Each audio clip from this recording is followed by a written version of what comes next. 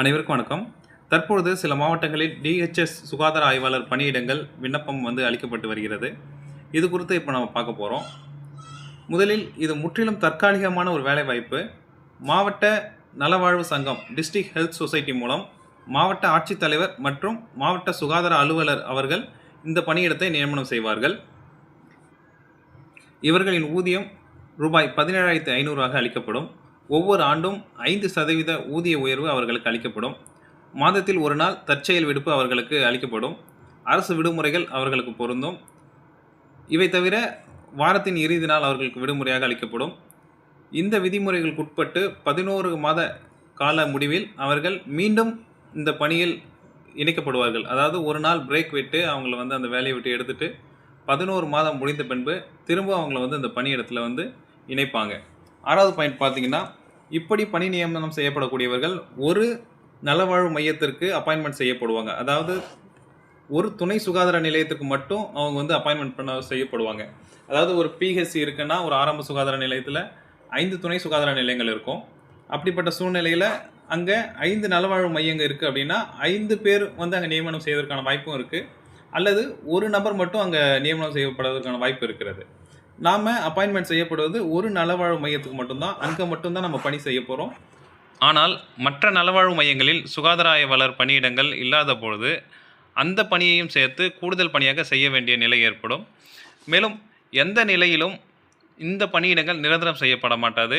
மற்றும் எம்ஆர்பி மூலம் நடத்தப்படும் ரெகுலர் ஹெச்ஐக்கான போஸ்டிங்க்கு கூடுதல் ஊக்க மதிப்பெண்கள் நிச்சயம் அளிக்கப்பட மாட்டாது. 5 வருஷம் ஒர்க் பண்ணாலும் அதுக்காக கூடுதல் மதிப்பெண் என்பது இதன் மூலமாக அளிக்கப்பட மாட்டாது. முதலில் திருப்பூர் மாவட்டத்திலிருந்து வந்திருக்கக்கூடிய அந்த அறிவிப்பை பற்றி நம்ம பார்க்க போகிறோம். இப்போது இதோடைய லாஸ்ட் டேட் பார்த்தீங்க அப்படின்னா 13/6/2026 அன்று மாலை 5 மணிக்குள் நம்ம அப்ளிகேஷன் இந்த போஸ்டிங்காக நம்ம போடணும். இதில் நிறைய போஸ்டிங் கொடுத்துருக்காங்க. ஸோ இதில் நாம் பார்க்க வேண்டியது multipurpose health worker, health inspector great 2 ரெண்டுமே ஒரே பேர் தாங்க. சீரியல் நம்பர் 9ல் இருக்குது. HWC அப்படின்றது யூனிவர்சல் ஹெல்த் கவரேஜ். இதில் வெறும் 2 காலி பணியிடங்கள் மட்டும்தான் அறிவிச்சிருக்கிறாங்க. ஸோ சம்பளம் பார்த்தோம் அப்படின்னா 17,500 பர் மந்த்து.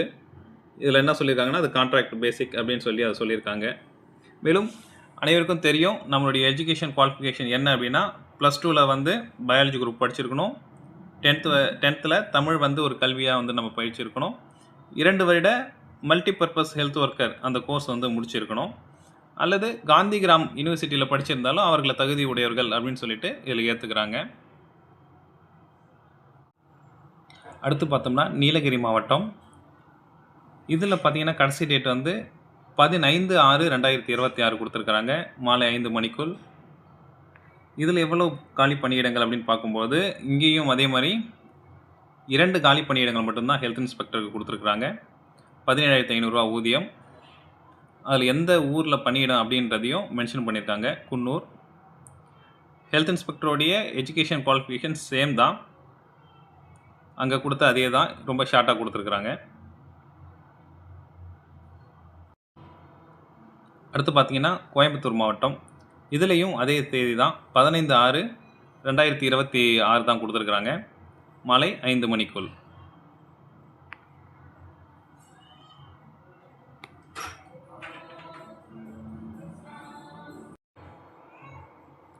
இங்கு காலி பணியிடங்கள் 9 உள்ளது. மேலும் எஜுகேஷன் குவாலிஃபிகேஷன் சேம் தான், ஊதியம் அதே தான். வயது வரம்பு மட்டும் இங்கே குறிப்பிட்டு சொல்லியிருக்காங்க. 35 வயதிற்குள் இருக்கணும் அப்படின்னு சொல்லியிருக்காங்க. அடுத்த மாவட்டம் திருப்பூர் மாவட்டம். திருப்பூர் மாவட்டத்தை பொறுத்த வரைக்கும் 29/6/2026 மாலை 5 மணி வரைக்கும் டைம் கொடுத்துருக்காங்க. இதில் கொஞ்சம் அதிகமான டைம் இருக்குது. இதில் காலி பணியிடங்கள் எவ்வளோ அப்படின்னு பார்த்தோம்னா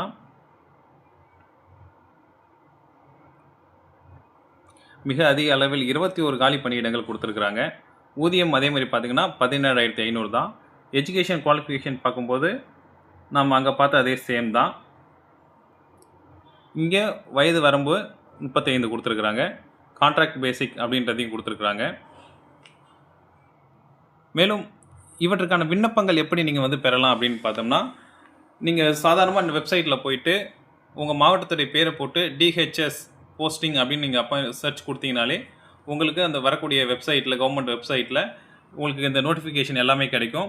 கூடுதலாக அதில் வந்து அப்ளிகேஷன் வந்து இருக்கும். அந்த அப்ளிகேஷனை ஃபில் பண்ணி அவங்க கொடுத்துருக்க அந்த டேட்டுக்கு முன்னாடி நீங்கள் ரெஜிஸ்டர் போஸ்ட்லேயோ அல்லது நேர்லேயோ சென்று அங்கே வந்து அவங்கள்ட்ட கொடுத்து ஒரு ஒப்புதல் பெற்றுக்கலாம். நீங்கள் கொடுத்துட்டேன் அப்படின்றதுக்கான ஒரு ஒப்புதலை பெற்றுக்கோங்க. சுகாதார ஆய்வாளர் பற்றிய இது போன்ற கூடுதல் தகவல்களை தெரிந்து கொள்ள நமது யூடியூப் சேனலை சப்ஸ்கிரைப் செய்து கொள்ளுங்கள். இந்த வீடியோ உங்களுக்கு பிடிச்சிருந்தால் லைக் மற்றும் ஷேர் செய்து கொள்ளுங்கள். நன்றி.